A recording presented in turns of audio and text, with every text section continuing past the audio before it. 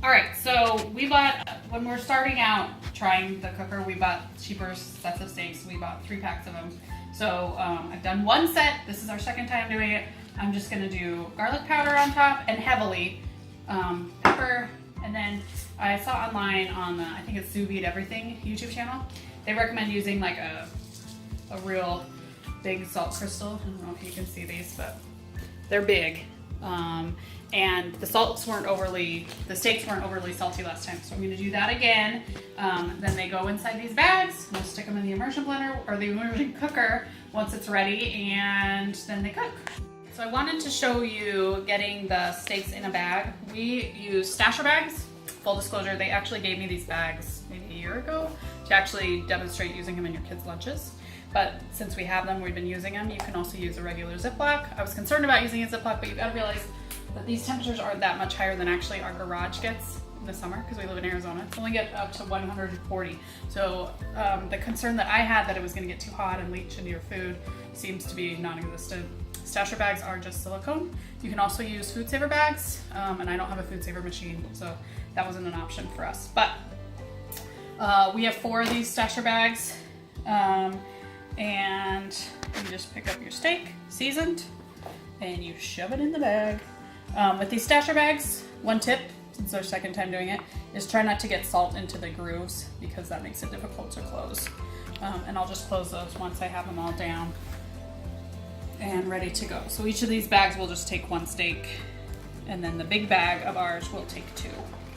And we've just been doing garlic powder, salt, and pepper. You could also put in herbs, but it seems like anything beyond that, even if you put in like whole garlic, just kind of doesn't work out. So some dry spices might work out for you, a thing of herbs maybe, but you just really want to let the meat sing while you're in the pot. No butter even.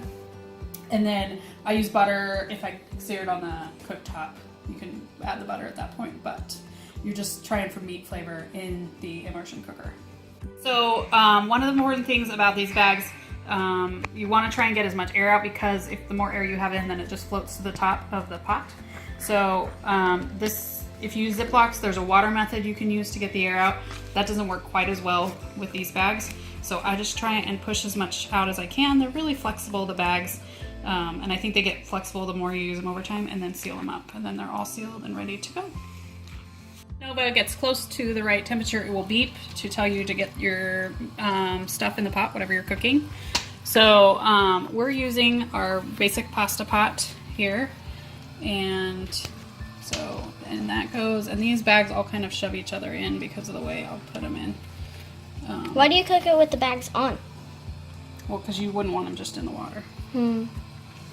So, and then, because I don't want them floating up, I'll just put our garlic press on it. You can just put something that's metal. You just want to make sure that it's all covered up by the water. So these will stay in there. The Anova will beep when they're done. With steaks, you have a little bit of a leeway. They need to be in here at least, I think it's 45 minutes. But I'll probably leave mine for an hour. And then we'll pull them out, and then you want to char the edges, because when we pull them out, you'll notice that they look pretty gross. But otherwise, it just sits here. I do have these balls that you can pour on the top, but I think they're mostly important if you're cooking for a long time, because you'll start to lose water.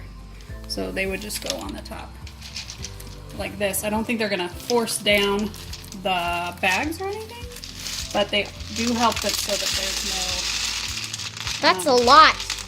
evaporation. You're supposed to use all of them? Well, so they say. Steaks out. The bag is actually not that hot, because it's only up to 135 degrees, which is not even close to boiling or super painful. So, but I do use tongs to get them out of the water. Then you open up the bag.